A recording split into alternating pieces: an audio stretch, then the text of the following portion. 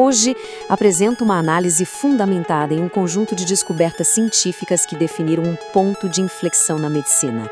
Esta análise se baseia em estudos de alta relevância, publicados em periódicos como a Nature Medicine, em 12 de março de 2026, e no The Lancet, em 21 de março do mesmo ano, consolidando um período verdadeiramente significativo para a ciência da saúde. Nós vamos estruturar esta explanação em 4 partes. Começaremos com uma contextualização geral dos avanços deste período. Em seguida, iremos aprofundar em 3 áreas específicas: oncologia, neurologia e cardiologia. Por fim, vamos conectar essas descobertas para revelar uma visão coesa sobre o futuro da saúde. O que torna este momento tão singular é a convergência. Em um único mês, março de 2026, foram divulgados avanços que, embora distintos, compartilham uma filosofia fundamental: a de como intervir de forma mais inteligente no corpo humano. Este período se estabeleceu como um marco, um momento em que as fronteiras entre imunologia, farmacologia e diagnóstico computacional começaram a se dissolver. O resultado foi o surgimento de novas estratégias para o tratamento de algumas das condições mais desafiadoras que a humanidade enfrenta. Iniciamos pela oncologia cerebral, com foco no glioblastoma, uma forma de câncer conhecida pela sua extrema agressividade e até então por ser incurável. A ciência enfrentava um adversário que parecia estar sempre um passo à frente, um mestre em sobrevivência e adaptação. No complexo ecossistema do cérebro, existem células chamadas oligolendrócitos. A função delas é vital. Elas atuam como um sistema de suporte, garantindo a saúde e a eficiência das fibras nervosas. São, em essência, guardiões da comunicação neural.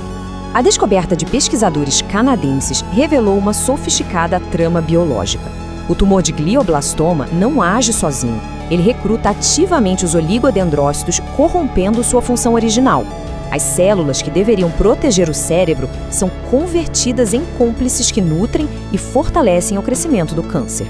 O mecanismo é preciso. Primeiro, o recrutamento. Depois, as células cooptadas passam a enviar sinais que favorecem o tumor. A descoberta crucial foi a de identificar a via dessa comunicação: o receptor CCR5. Com o canal de diálogo identificado, tornou-se possível pensar em como interrompê-lo, o que nos leva ao passo final. E aqui reside o ponto de maior intensidade desta pesquisa. O receptor CCR5 já era um alvo conhecido, especificamente do Maraviroc, um antirretroviral usado no tratamento do HIV.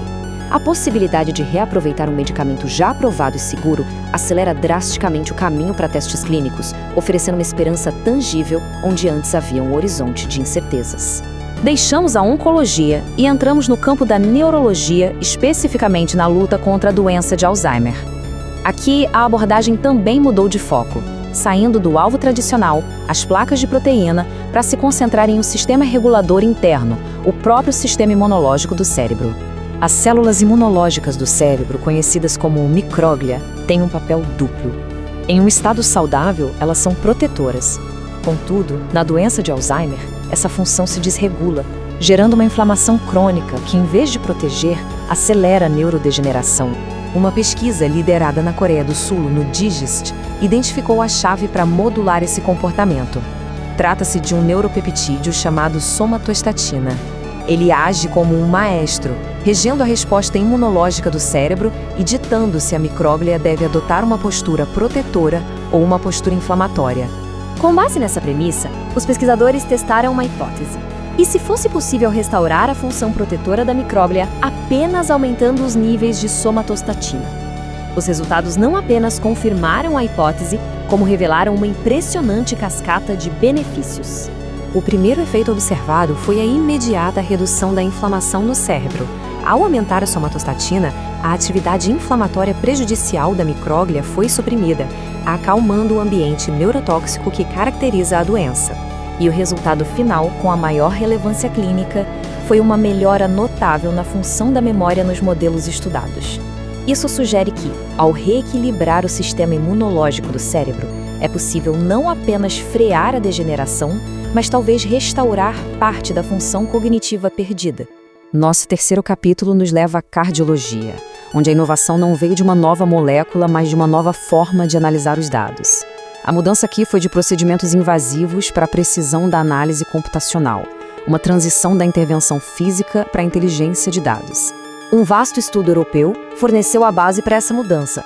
Com a participação de 2.235 pacientes, a pesquisa teve a escala e o poder estatístico necessários para comparar, de forma conclusiva, o método padrão com uma nova tecnologia. O estudo colocou lado a lado duas abordagens para avaliar bloqueios em artérias coronárias. De um lado, o procedimento invasivo padrão, que exige a inserção de um catéter, do outro, uma tecnologia não invasiva chamada VFFR, que usa algoritmos para analisar imagens de tomografia e calcular a restrição do fluxo sanguíneo.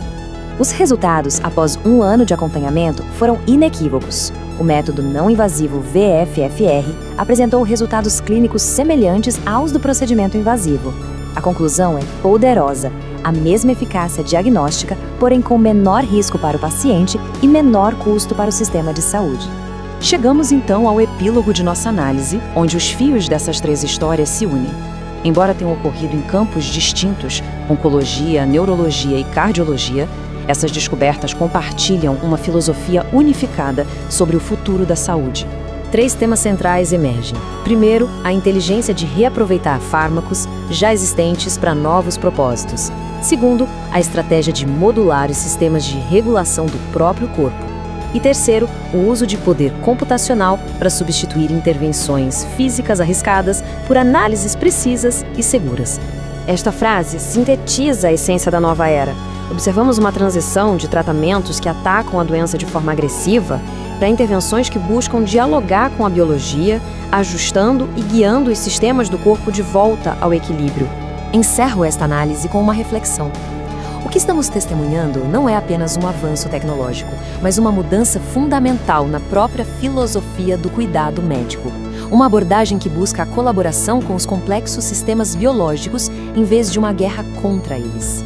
A questão que permanece é sobre as implicações futuras dessa nova forma de pensar a saúde.